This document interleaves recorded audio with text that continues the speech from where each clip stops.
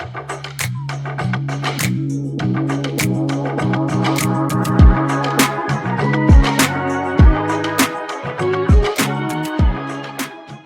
everyone. Welcome to my presentation on investigating the effects of simulated eye contact in video call job interviews.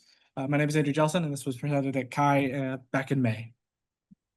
So video call job interviews are extremely important for people entering and preparing for the job market. In recent years, both during and now post-COVID, many companies have moved away from moved to video for online communication, whether that be for conference calls, business meetings, or even job interviews. We've even seen some places report that more than 60% of companies are still using these video call job interviews after COVID lockdown restrictions have been lifted in these past couple of years.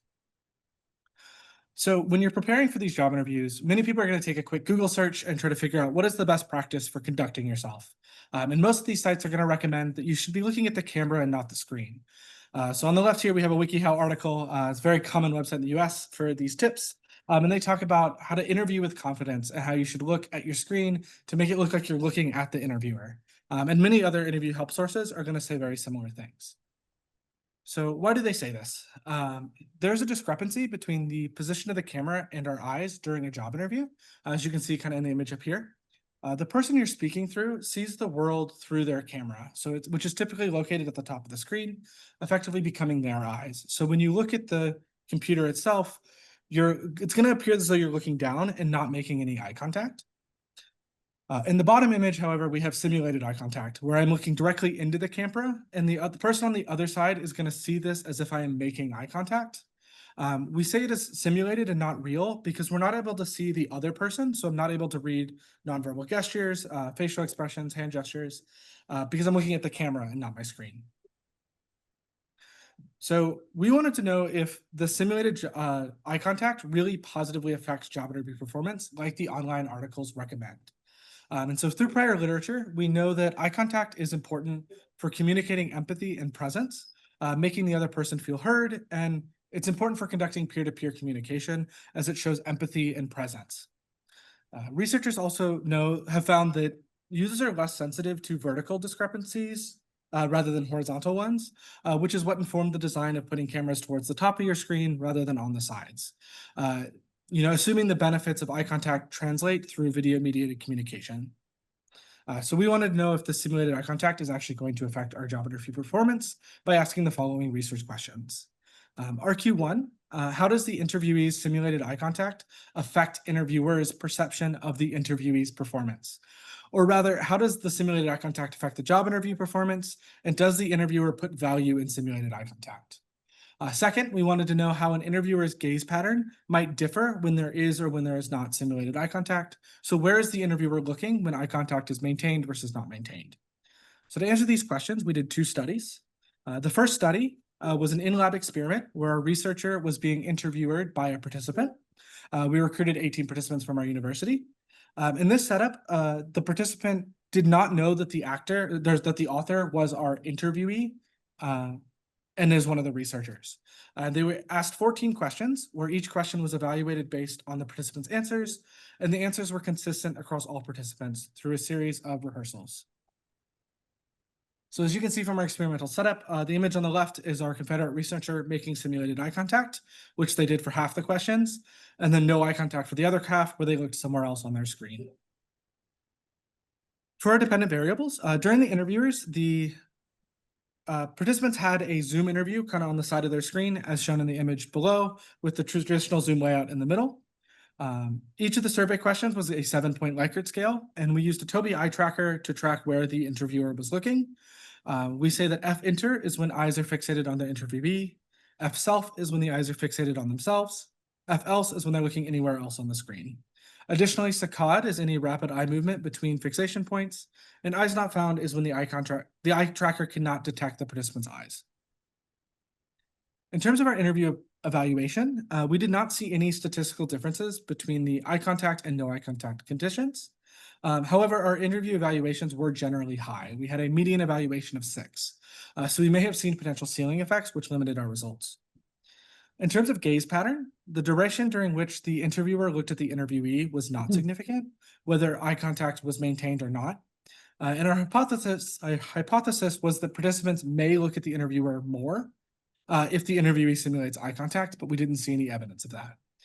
However, we did see that that eye contact reduced self-focused attention with less saccade. So when the interviewee did make eye contact, the interviewer tended to not look at themselves and fixate their gaze to one position. So as I mentioned before, study 1 had no significant results. So we did a second study to revisit the research questions in an improved setting. First, our interview evaluation was generalized in the evaluation questions. So we may have had that ceiling effect. So we developed more specific criteria. Second, instead of using a Zoom call and eye tracker, we changed to recorded video with actors to provide varying experience, having the participants evaluate these actors instead of an interview or an author. Additionally, we saw a limited sample size in study 1, so we increased this to sample size to 60, and we moved from students to professionals with interview evaluation experience. So during study 2, we ran an online crowdsourcing study that had 60 participants. We recruited 4 actors and recorded them from 2 angles, the no eye contact and eye contact. Each crowd worker was then given 4 interviews to evaluate, 2 from each condition, and the order was randomized for order, actor, and condition across all participants.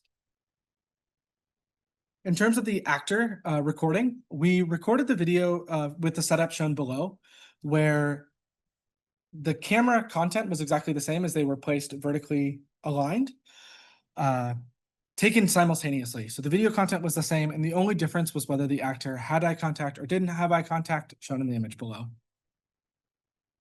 For evaluation, we created a survey with the 8 metrics listed below here: background, communication, both verbal and nonverbal, gaze, collaboration, preparedness, attitude, and overall evaluation.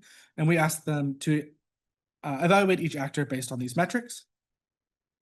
The results of the study also found no significant eye contact across all criteria. We used an aligned rank transform with ANOVA using actor as a significant factor.